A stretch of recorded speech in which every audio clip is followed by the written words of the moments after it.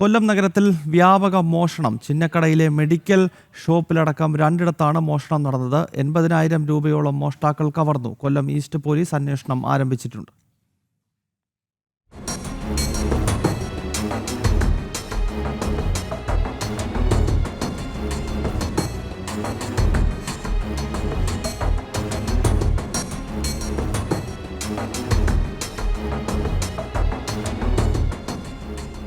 നഗരത്തിന്റെ ഹൃദയഭാഗത്താണ് മോഷണം നടന്നത്. കഴിഞ്ഞ ദിവസം രാത്രി ചിന്നക്കടയിൽ പ്രവർത്തിച്ചു വരുന്ന കൊല്ലം മെഡിക്കൽസ് എന്ന മെഡിക്കൽ ഷോപ്പിന്റെ ഷട്ടറിന്റെ പൂട്ട് തകർത്താണ് മോഷ്ടാവ് ഉള്ളിൽ കയറിയത്.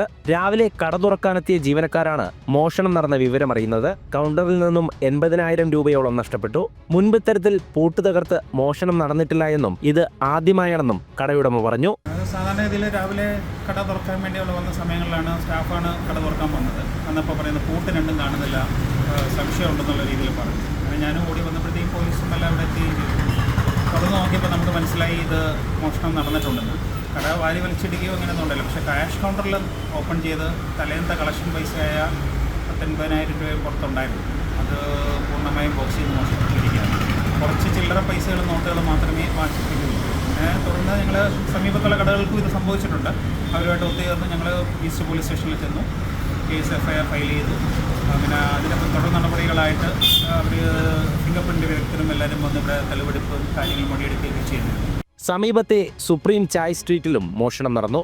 ഇരു കടകളിലെയും CCTV ദൃശ്യങ്ങൾ കൊല്ലം ഈസ്റ്റ് പോലീസ് ശേഖരിച്ചു.